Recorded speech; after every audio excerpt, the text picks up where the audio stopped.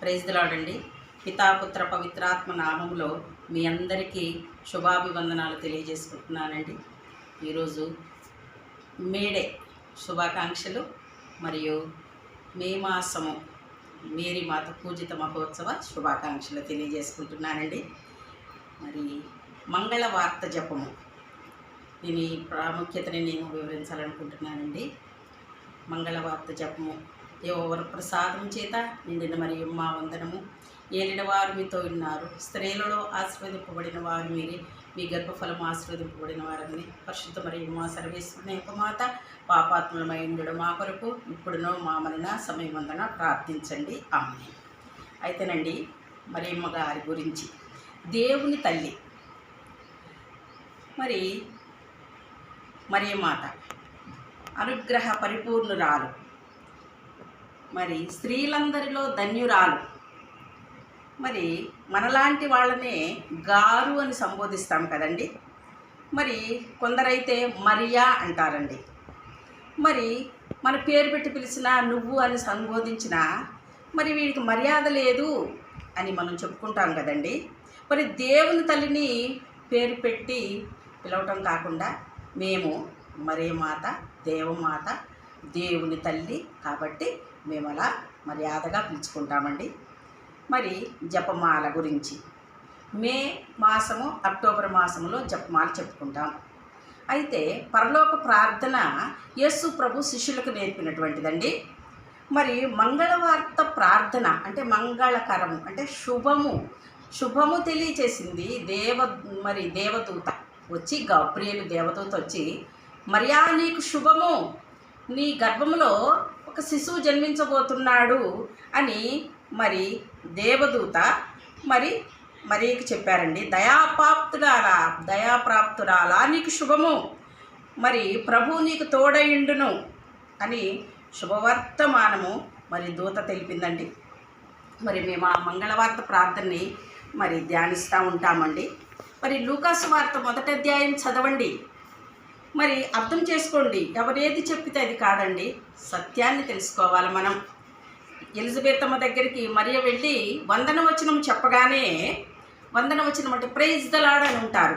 మరి ఎలిజబెతమ్మ కడు వృద్ధురాలు, మరియమ్మ గారు మరి చిన్న అమ్మాయి, మరి 15-16 సంవత్సరాల యవ్వనస్తురాలు.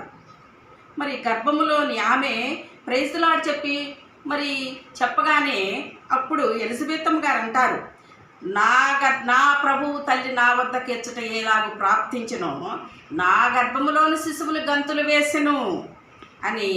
మరి నేను ఇంకొకరు చెప్పడం కాదండి, అది ఎలిజబెతమ్మ గారు చెప్తారు. ఇంకా స్త్రీలలో ఆశీర్వదింపబడిన దానవు, నీ గర్భఫలము ఆశీర్వదించబడును, నా ప్రభువు తల్లి నా వద్దకు వచ్చటకు ఎలాగూ ప్రార్థించెను. మరి శుభము మరి నా చెవిన పడగానే మరి నా శిశువు గంతులు వేసినని ఎలిజబెతమ్మ గారు చెప్తారండి. అప్పుడు మరియమ్మ గారు, సర్వశక్తిమంతుడు నాకు గొప్ప కార్యములు చేసిన కనుక ఇది మొదలుకొని తరతరముల వారు నన్ను ధన్యురాలంటారు. ఏమండి, మరి మేము పూజించము. మరి నా స్నేహితులు చాలామంది అన్ని డిపార్ట్మెంట్లో వేరే సంఘాల వాళ్ళు ఉన్నారు. వాళ్ళు అడిగారు, ఇదేంటి మీది అని.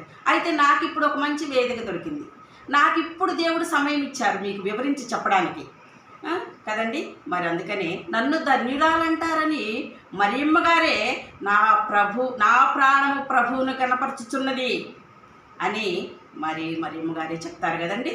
మరి అందుకనే మనము దేవుని నీ సంఘము నా సంఘము అనుకుంటూ విమర్శించుకుంటూ ఉండకూడదండి. మన సంఘాలన్నీ క్రీస్తు సంఘం మంది. ఎఫ్ఎస్సి 4:4 చదవండి, తర్వాత 1 కొరింథీ 12వ అధ్యాయం చదవండి, చదివి అర్థం చేసుకోండి. మన సంఘాలన్నీ దేవునివి. మనం విమర్శించుకుంటూ నువ్వట్లా నేనిట్లా అనకూడదండి. మీ బైబిల్ మా బైబిల్ అంటూ ఉంటారు చాలామంది, అలా అనకూడదు. దేవుడు మనకిచ్చింది ఒకటే బైబిల్ అండి, భూమి మీదకి ఇచ్చింది ఒకటే బైబిల్. తర్వాత అంటారు కదా, ఈ భూలోకమే సరిపోదు, మరి చేసిన కార్యాలన్నీ రాసినట్లయితే అని దేవుని వాక్యంలో ఉంది. కాబట్టి ఇంకా ఎన్నో మరి బైబిల్లో రాయలేదు. మరి మా ఫాదర్స్ మరి మా సిస్టర్స్ అయితే ఆ చరిత్రలన్నీ చదువుకొని మాకు చెప్తూ ఉంటారు. నీది నాది, నీ పాట నా పాట అంటారు. మన పాటలు కాదండి, యేసు ప్రభువు పాటలు, దేవుని పాటలు. కాబట్టి మనం అలా అనుకోకూడదు. మరి కాబట్టి మరి అమ్మగారినే స్త్రీని ఎందుకు ఎన్నుకుంటారు? ఇంకెవరినైనా ఎన్నుకోవచ్చు కదా. ప్రభు తలుచుకుంటే భూమిలో నుంచైనా రావచ్చు, ఆకాశంలో నుంచైనా దిగొచ్చండి. మరి ఒక స్త్రీని ఎన్నుకొని మరి దేవుడు మరి ఆమె గర్భంలో నుండి వచ్చారు కాబట్టి మరి ఇంకా యేసుప్రభు తర్వాత ఇంకెవరు పిల్లలు పుట్టలేదండి. ఆమె గర్భం మూయబడింది. సహోదరులు అంటే మనందరం కూడా సహోదరులు. అక్క చెల్లెల పిల్లలు కూడా సహోదరులు అంటారు. మరి రాహేలుకి ఫలానా వాడు పుట్టాడు, లేయాకి ఫలానా పుట్టారని అంటారు కదా. మరియమాతకి యేసు ప్రభు తప్ప ఇంకెవరినైనా కన్నట్టుగా బైబిల్లో లేదు.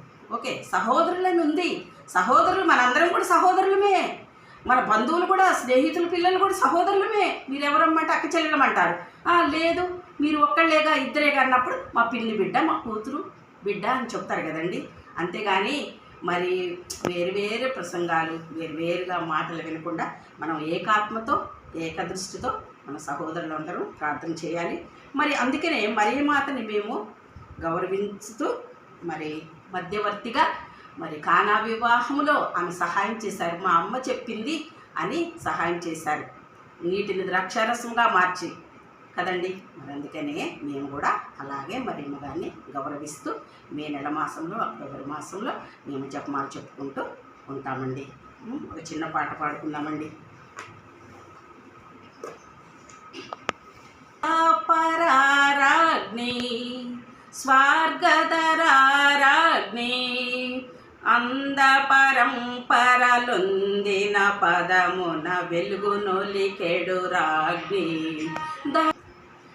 దయాపరారాగ్ని స్వర్గధరారాగ్ని తిన్నని తెన్నులు తప్పిన నరుల దరిగని పెడురాగ్ని దయాపరారాగ్ని కల్ముషఘట్టములందున దొరికెను దయనొలిపెడు రాగ్ని దయాపరారాగ్ని దుఃఖమునందిన వెంటనే కొమరుని కడుకని పెడు రాగ్ని దయాపరారాగ్ని కష్టములందున చిక్కిన జనులను కడునతో గనురాగ్ని దయాపరారాగ్ని. చిన్న ప్రార్థన అండి.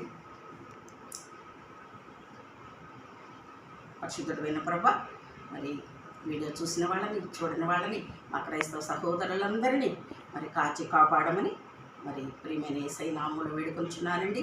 తప్పకుండా షేర్ చేయండి. అందరూ సిస్టర్స్ అండ్ బ్రదర్స్ తప్పకుండా షేర్ చేయండి.